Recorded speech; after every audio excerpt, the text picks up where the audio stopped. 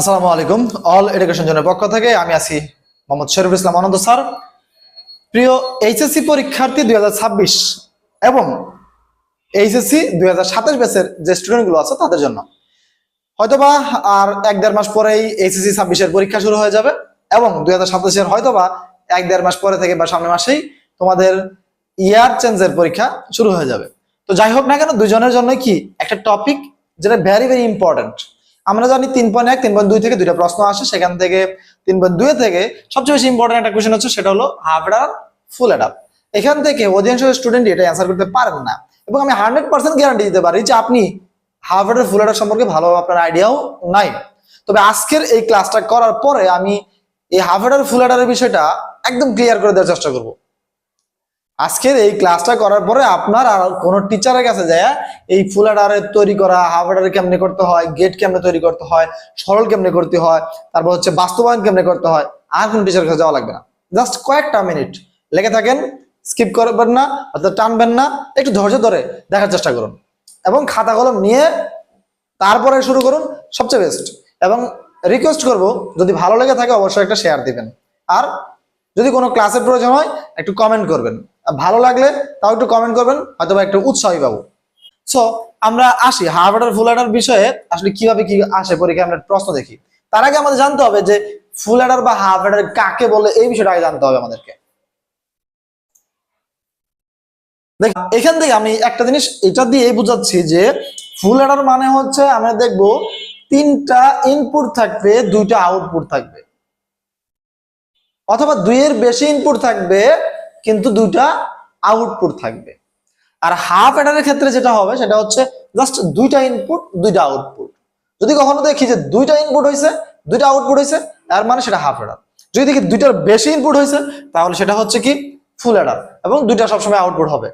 এবার আসি কয়েকটা প্রশ্ন আমরা দেখি। আচ্ছা, আমরা এটা দেখি ঢাকা বোর্ড 2025-এর যে একটা ম্যাথ আসছে পরীক্ষায়, এখানে আমরা চিত্রটা দেখে বুঝতে পারতেছি এটা হচ্ছে কোন গেট, সরি এটা হচ্ছে কোন অ্যাডার। এটা 3টা ইনপুট 2টা হচ্ছে আউটপুট, অর্থাৎ এটা হচ্ছে ফুল অ্যাডার। আর ফুল অ্যাডারের ক্ষেত্রে আমাদের কি করতে বলছে, চিত্র 1-এর কিউ চিহ্নিত লজিক গেট, কিউটা দেখতে পাচ্ছি কিসের মতো, অরের পাশে কি আছে, একটা মানে গোল দেওয়া আছে, অর্থাৎ হয়ে গেছে কি নর। তাহলে চিত্র 1-এর কিউ চিহ্নিত লজিক গেটের সাহায্যে চিত্র 2 বাস্তবায়ন করা যায়, অর্থাৎ এইটার সাহায্যে এইটা বাস্তবায়ন করা যায়। এটা কি, এটা হচ্ছে নর।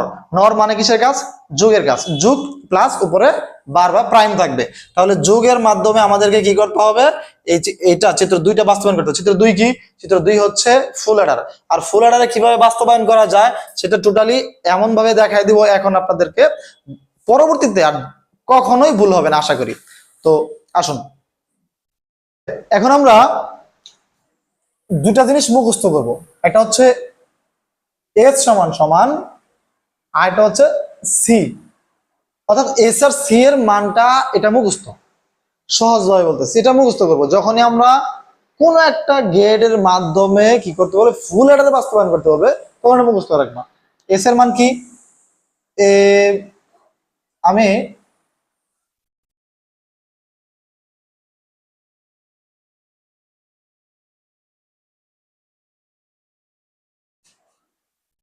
আচ্ছা, সি এর মানটা আমি পরে করি, আগে এস এর মানটাকে করি। অর্থাৎ আমাকে কিন্তু বলা হয়েছে যে কোন গেট দ্বারা, এটাকে নর গেট দিয়ে কাজ করতে বলা হয়েছে, তাহলে নর গেটের মাধ্যমে বাস্তবায়ন করতে হবে। তাহলে আগে অবশ্যই উপরে লিখে নিব নর গেট দ্বারা, বা চিত্র কিউ হচ্ছে কি গেট, নর গেট, নর গেট দ্বারা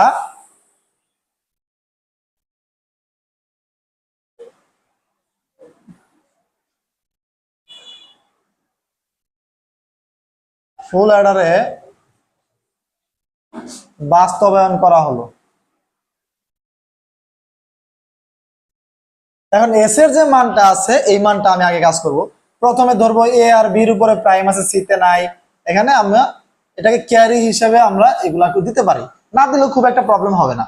এ আর এর উপরে আছে, বির উপর আছে, সির উপর নাই, এখানে এর উপর আছে, সির উপর আছে, বির উপরে নাই, এখানে বি সির উপর আছে, এর উপর নাই, এখানে কোনো কিছুর উপরেই নাই।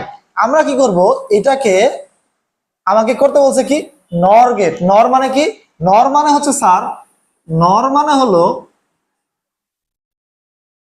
নর মানে হচ্ছে or plus not, or plus not. তাহলে আমি এই জিনিসটা আমি আরেকবার লিখব।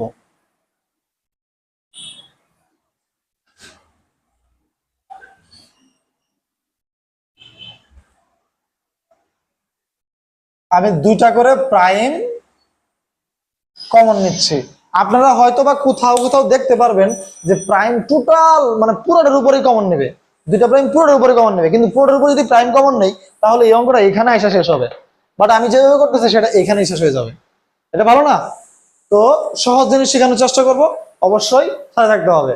এইটাকে আমি কেন দুইটা প্রাইম এই শুধুমাত্র এইটার উপরে এইটার উপরে এটার উপরে কেন করছি? কারণ আমাকে করতে হবে কি, ওর মানে কি যোগ, যোগ করতে হবে। অর্থাৎ এখানে যোগ যেহেতু আছে সেহেতু আমার তো যোগ করার কোনো প্রয়োজন নাই, যেখানে যোগ নাই আমাকে সেখানে যোগ করতে হবে। তাই আমি কি করছি, এইগুলো যেহেতু গুণ আছে এগুলোর উপর দুটো প্রাইম নিছি। এবার আমি কি করব, একটা করে প্রাইম ভেঙে দিব, আর একটা প্রাইম ভাঙলে কি হবে, আমার যোগ হয়ে যাবে। প্রাইম ভাঙলে যোগ হয়, গুণে থেকে যোগ হয়। তাহলে আসি এর উপরে, এরকম ছিল।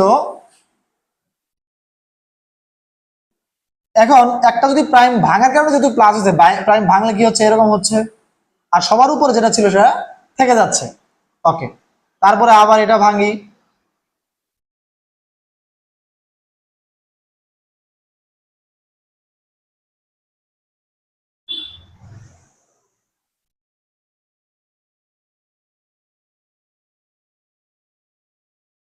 আশা করি যে বুঝতে পারছেন।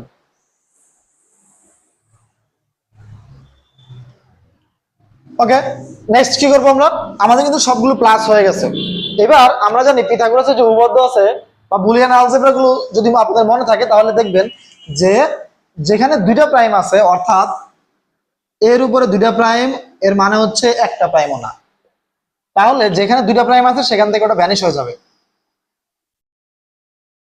আর উপর একটা থেকে যাচ্ছে।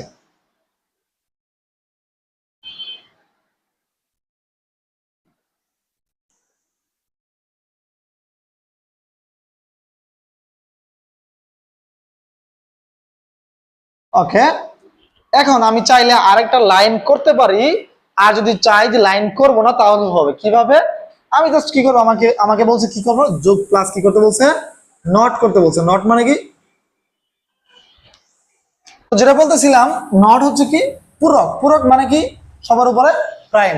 অর্থাৎ এইটার উপরে আমরা কি করতে পারি, চাইলে আরেকবার লিখেও প্রাইম করতে পারি, বা চাইলে আমি এখানেও কি করতে পারি, আরেকটা প্রাইম দিতে পারি। অবশ্যই একটা প্রাইম দেওয়া যাবে না, দিতে হবে কয়টা প্রাইম, দুইটা প্রাইম দিতে হবে। কারণ দুইটা প্রাইম থাকা না থাকা একই কথা। কিন্তু এটাকে আমার প্রাইম দিব কেন, কারণ নর করতে হবে, এই জন্য। ওকে, আমার কিন্তু এস এর কাজ শেষ। এরপর আসি সি এর কাজ। তাহলে আমরা জানি সি এর ক্ষেত্রেও কি হবে, এরকম একটা মান আসবে, যেটা আমাদের কি করতে হবে, মুখস্থ করতে হবে। হ্যাঁ, আমি কিন্তু সহজ ভাষায় বলতেছি, এই মানটা মুখস্থ সবসময়ের জন্য, এই মানটা মুখস্থ সবসময়ের জন্য। এর উপরে আছে, বির উপর আছে, সির উপর আছে, এর এখানে কোনটার উপরেই নাই। এবার এটাকে যদি আমি কি করতে চাই, এই যে নর গেটের মাধ্যমে বাস্তবায়ন করতে চাই, তাহলে এটাকেও আমি কি করব, আবার লিখবো।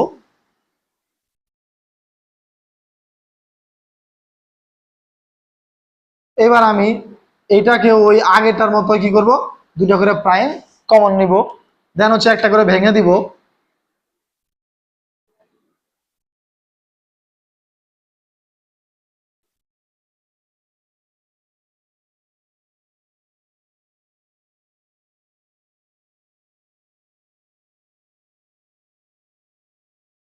ওকে, তাহলে আমরা কিন্তু সব নরগেটে পেয়ে গেছি, মানে যোগ আকারে পেয়ে গেছি। এখন কি করতে হবে, এই যে দুইটা যেখানে আছে সেখান থেকে উঠাই দেওয়া লাগবে।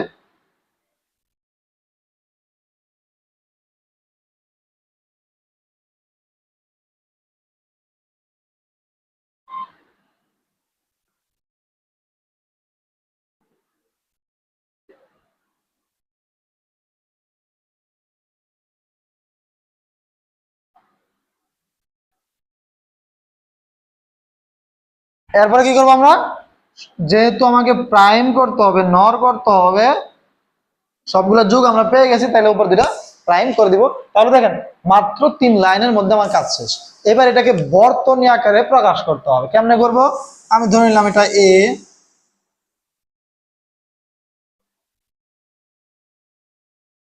এটা হচ্ছে এ প্রাইমের ঘর। একটু বড় করে নিই।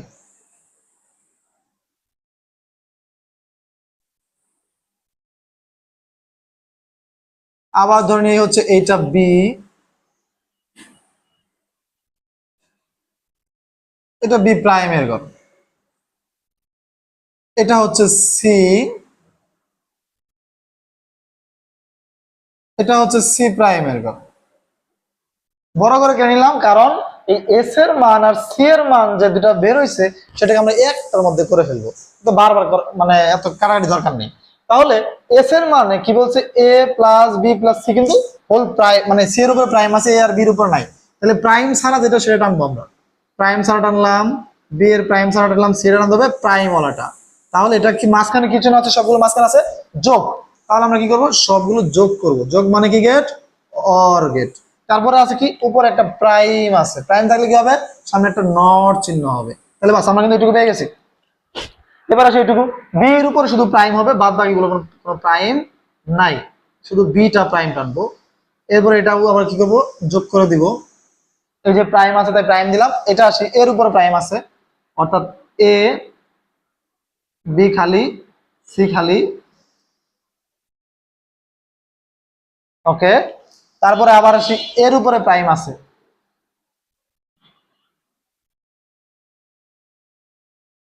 না এটা তো শেষ হয়ে গেছে, 1 2 3 শেষ হয়ে গেছে। এরপরে এর উপরেও প্রাইম, বির উপরেও প্রাইম, সির উপরেও প্রাইম,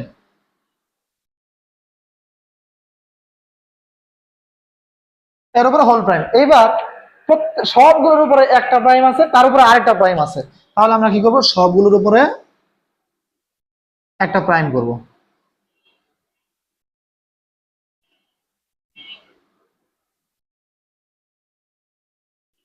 এই যে একটা প্রাইম হলো সবগুলোর উপরে, এর উপরে আমাদের কি করতে হবে, আরেকটা প্রাইম করতে হবে। এই যে যেটা বের হইলো তার নাম হচ্ছে এস, যেটা বের হলো তার নাম কি, তার নাম হচ্ছে এস, অর্থাৎ এস এর মান আমরা পেয়ে গেছি। এবার আসি সি এর মানটা বের করবো। সি এর কি বলছে, বি এর উপরে প্রাইম, সি এর উপরে প্রাইম। তাহলে এর উপরে কোনো প্রাইম নাই, এটা দিয়ে টানবো। এর উপরে প্রাইম নাই, বি এর উপরে প্রাইম, সি এর উপরে প্রাইম, সবগুলো মাঝখানে যোগ দিলাম, যোগ দিয়া। তারপরে এর উপরে প্রাইম আর সি এর উপরে প্রাইম। তাহলে এর উপরে প্রাইম, বি তে প্রাইম নাই, সি এর উপরে প্রাইম হবে, দিলাম। তারপর হচ্ছে এর উপর প্রাইম, বির উপর প্রাইম। তাহলে এর উপরে প্রাইম, তারপর হচ্ছে বির উপরে প্রাইম, সির উপরে কোনো প্রাইম নাই, ওকে। তারপরে A prime, B prime, C prime, তিনের উপর প্রাইম আছে। তাহলে A prime, B prime, C prime, whole prime, সবগুলোর উপরে একটা প্রাইম আছে। অর্থাৎ আমরা ওই উপরটার মতো করে কি করব, সবগুলোকে একসাথে করে একটা প্রাইম করে দেব। এর উপরে আরেকটা প্রাইম আছে, তাহলে উপরটার মতো করে কি করবো, এখানেও আরেকটা করে দিলাম। এটার নাম হচ্ছে সি।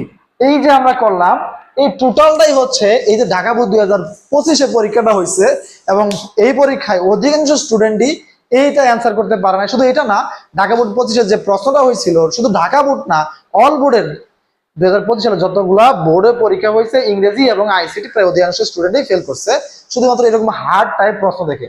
আসলে এটা হার্ড না, আমি যেভাবে বুঝাইছি তোমরা যদি বুঝে থাকো তাহলে এটা একদম ইজি একটা বিষয়। তুমি তাহলে স্ক্রিনশট দিতে পারো।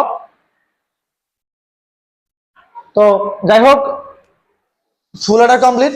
এরপরে ভিডিওতে আমি অবশ্যই হাফ এটার নিয়ে আসবো। এখন এই ভিডিওটা কতটুকু বুঝতে পারছো সেটা অবশ্যই কমেন্টে জানাবা, যদি না বুঝে থাকো তাও জানাবা। আর যদি ভালো লেগে থাকে তাহলে অবশ্যই লাইক কমেন্ট করবা এবং সাবস্ক্রাইব করে রাখবা। আর বন্ধু বান্ধবদের সাথে শেয়ার করে অবশ্যই একটু নিজেকে মহানুভব করে তোলো। কারণ একটা জিনিস তুমি নিজে একা শিখবা, জিনিসটা কেমন হয়ে গেল না, তোমার বন্ধু বান্ধব পারে না, তাকে একটু শেয়ার করো, এতে ওরাও কিছু শিখতে পারবে। তো শেষ পর্যন্ত বলবো, ভালো থাকো, সুস্থ থাকো, ভালোভাবে পড়ালেখা করো, আমার জন্য দোয়া করো, আমিও তোমার জন্য দোয়া করি। বাই বাই, আসসালামু আলাইকুম।